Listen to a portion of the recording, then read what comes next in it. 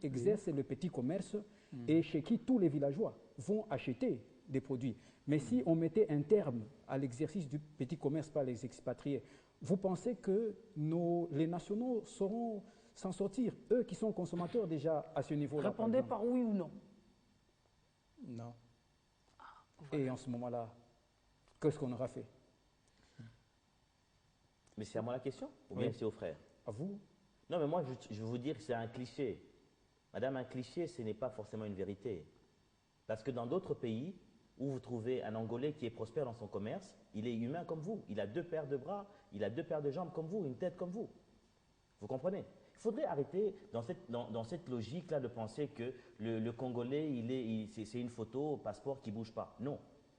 Vous comprenez? Le monde est dynamique, l'économie est dynamique, l'évolution sociale est dynamique. Nous devons comprendre une chose, que les mentalités se créent, se changent. Okay? C'est peut-être parce que hier, on avait l'habitude de voir les prêtres, mais aujourd'hui, il faudrait que les gens s'habituent et comprennent que le Congolais aussi peut être millionnaire. Le Congolais peut aussi rêver, peut faire une projection.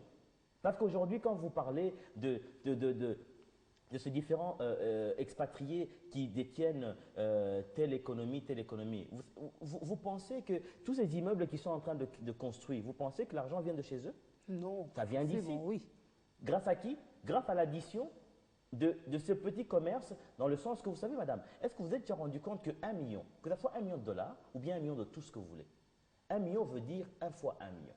Ça veut dire que dans le 1 million, si vous enlevez 1, ce n'est plus 1 million. Ça veut dire que le 6 chiffres tombe. Vous comprenez? Ça veut dire que l'addition de mon effort, de l'effort de mon frère, de ma soeur, ainsi de suite, si tous sont encadrés, nous pouvons réunir le million de dollars. Et parce à quoi ça sert qu'on puisse nous construire des immeubles qui nous insultent? Parce que nous, les Congolais, nous ne pourrons même pas payer le loyer dans ce bâtiment-là.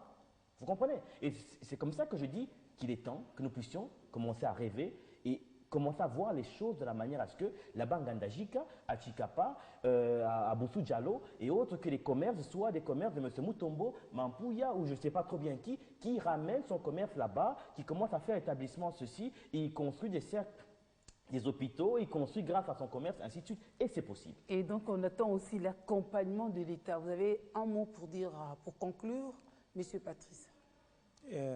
Un seul mot que je pouvais dire, il faut qu'il y ait les cadres permanents de concertation. C'est un cadre qui réunit les privés et les publics. C'est là où on vous oublie tout le temps, oui. Mais au niveau, dans notre constitution, il faut qu'il y ait une commission nationale socio-économique. C'est là, vraiment, c'est très important. Jusque-là, ça se trouve dans notre, c'est bien écrit dans notre constitution. Il faudrait qu'on arrive au niveau national pour qu'il y ait une commission nationale.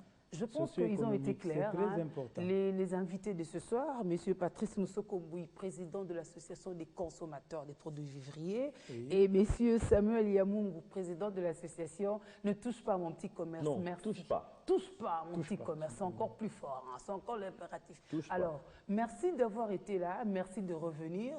Vos propos ne sont pas tombés dans les oreilles des sourds, c'est un processus. On espère vraiment qu'on y parvienne. Christian, merci à toi aussi d'avoir été là, n'est-ce pas? On se retrouve très très prochainement, fidèles téléspectateurs. Bonne soirée chez vous. Merci.